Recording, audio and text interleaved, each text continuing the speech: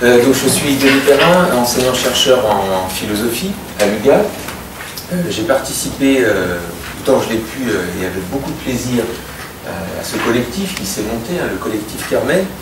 Et ce que je veux faire aujourd'hui, très modestement, c'est apporter quelques éclairages philosophiques par rapport aux débats qui ont eu lieu au cours des séances du collectif Carmen, et notamment à la fois formuler un certain nombre de problèmes contre lesquels on a buté, et puis un certain nombre de distinctions qui nous ont semblé importantes, que la philosophie a élaborées, et là elle peut être utile pour une réflexion dans le champ des sciences cognitives sur la conscience.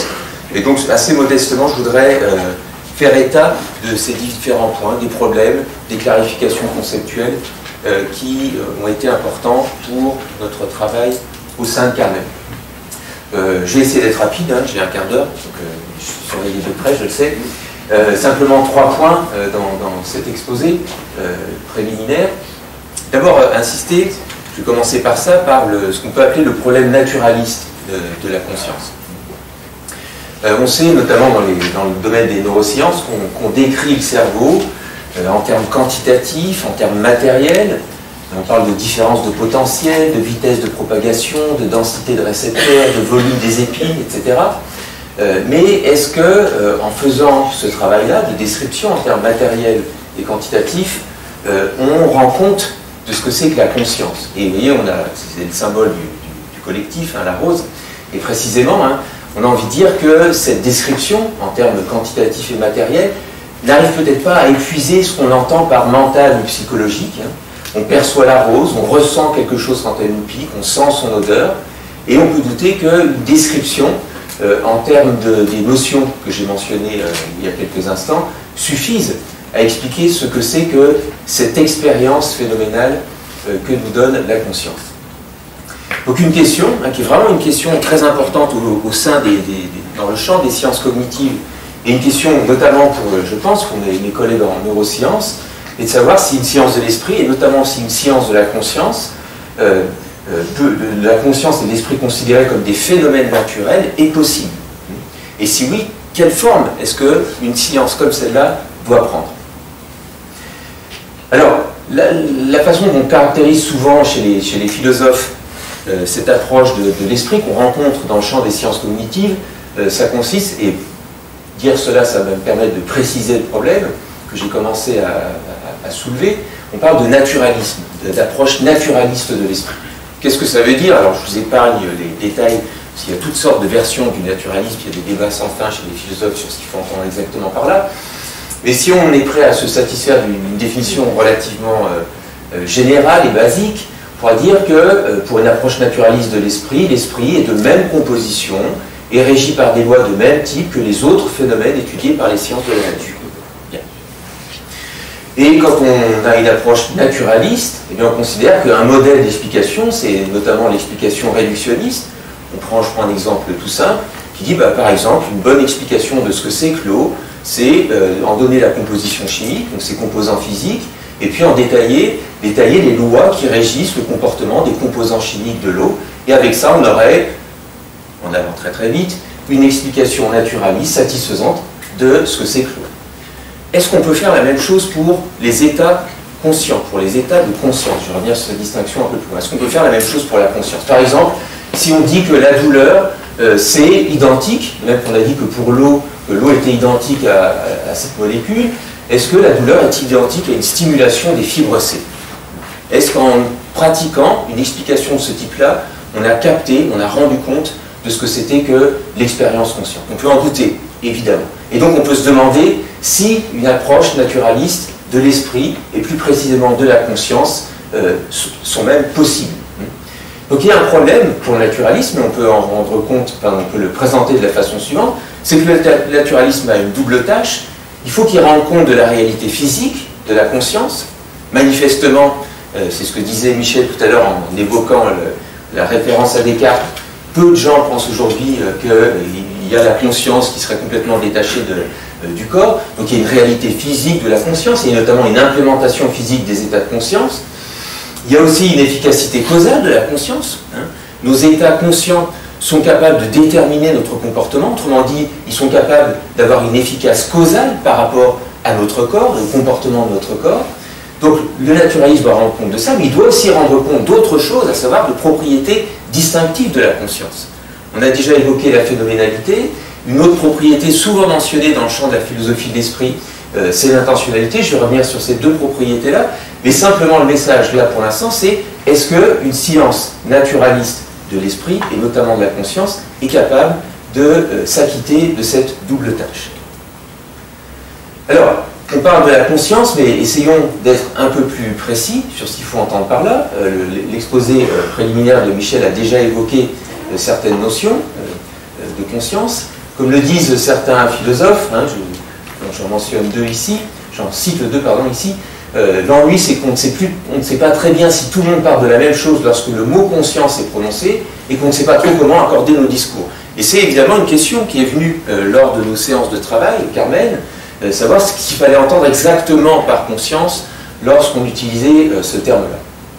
Alors une façon un peu didactique, si vous voulez, d'introduire ça, c'est d'utiliser il y a plein d'autres façons, mais c'est d'utiliser, en voici une, c'est d'utiliser ce phénomène bien connu du blind sight, hein, étudié par Weizkrantz, c'est-à-dire ces patients, dont je pense que la plupart d'entre vous ici connaissent le phénomène, ces patients dont une partie du cortex visuel, l'RV1, a été retirée, et qui donc ont une partie de leur champ visuel qui devient aveugle, et qui pourtant sont encore capables de prélever l'information dans la partie aveugle de leur champ visuel, notamment lorsqu'on les soumet à des tâches de choix forcés, on leur présente des formes géométriques sur un écran, on leur demande de choisir entre deux formes géométriques, et en général, hein, ils choisissent la bonne forme, autrement dit, leurs performances sont proches de la performance des sujets qui possèdent encore la capacité visuelle, disons, normale pour la partie du champ visuel qui, chez eux, est aveugle.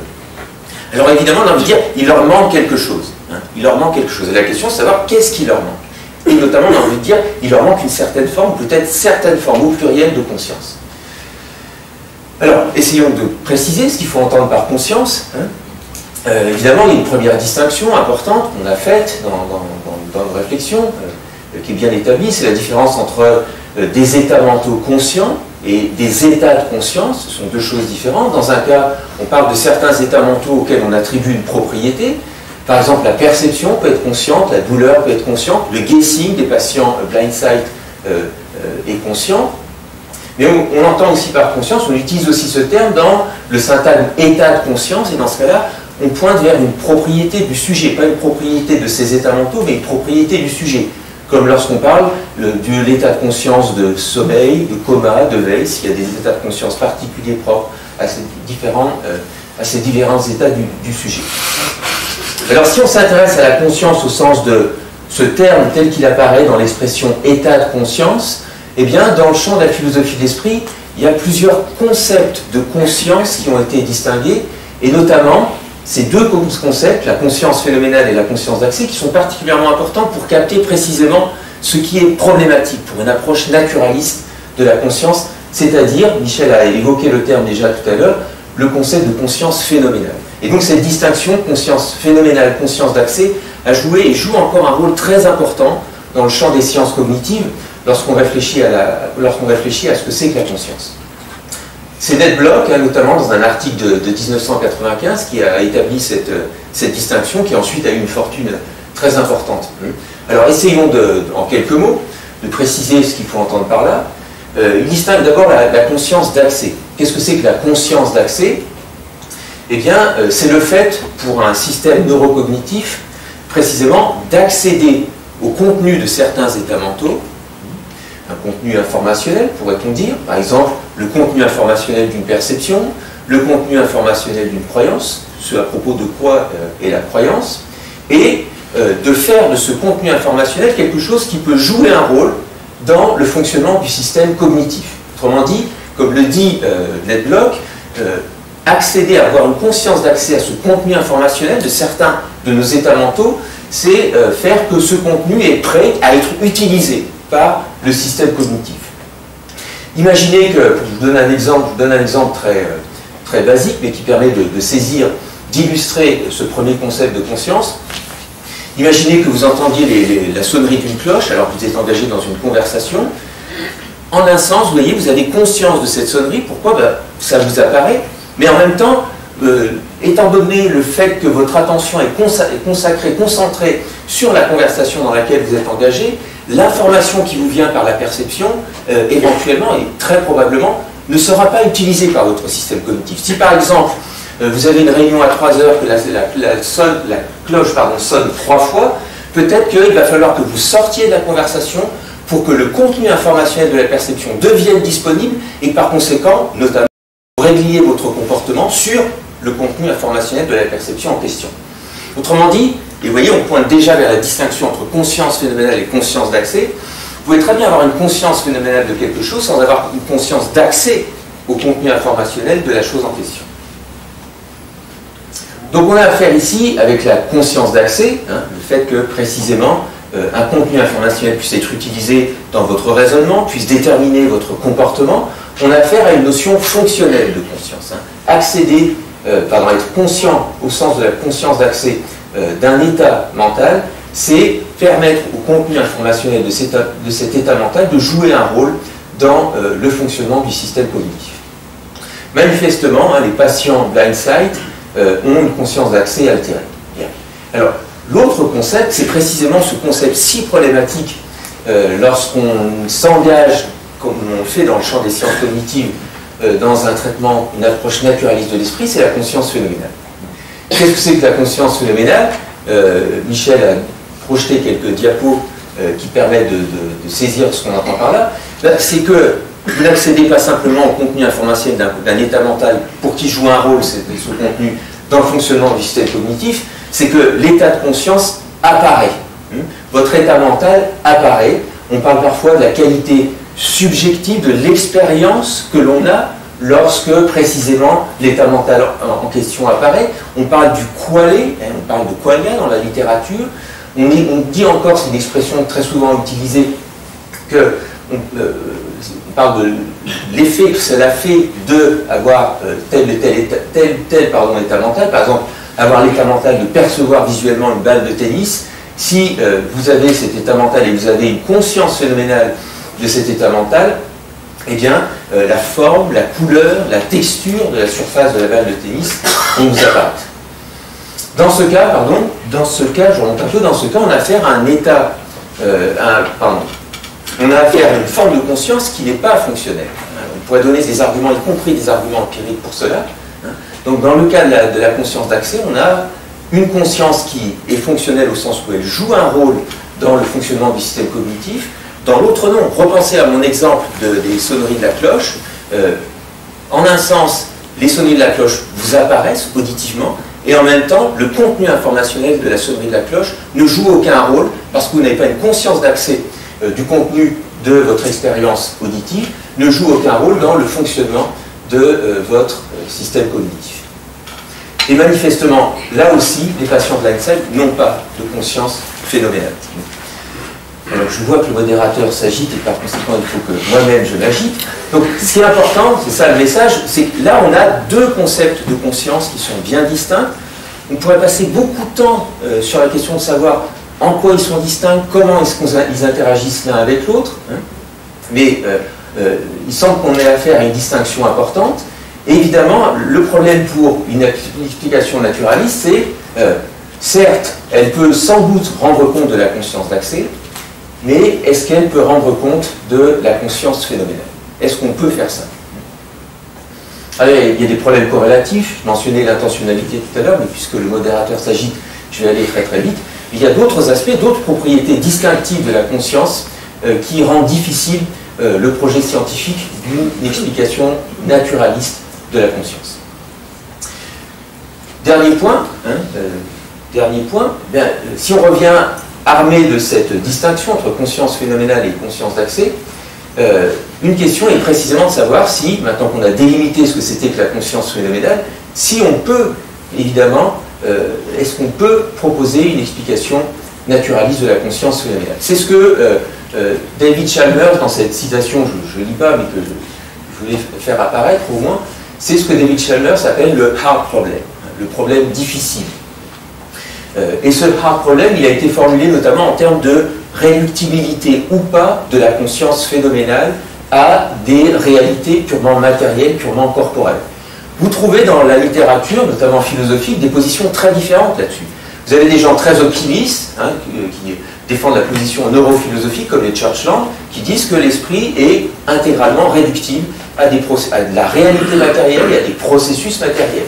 Et puis vous trouvez aussi des gens qui défendent ce qu'on appelle le fossé dans l'explication, c'est-à-dire l'impossibilité d'expliquer en termes naturalistes ce que c'est que la conscience. Et il y a des versions différentes de se poser dans l'explication, des gens qui disent que c'est simplement l'état actuel de notre connaissance scientifique qui nous empêche d'expliquer de façon naturaliste la conscience, et d'autres gens beaucoup plus pessimistes qui défendent une version métaphysique et qui disent que la conscience n'est absolument pas explicable en termes naturalistes.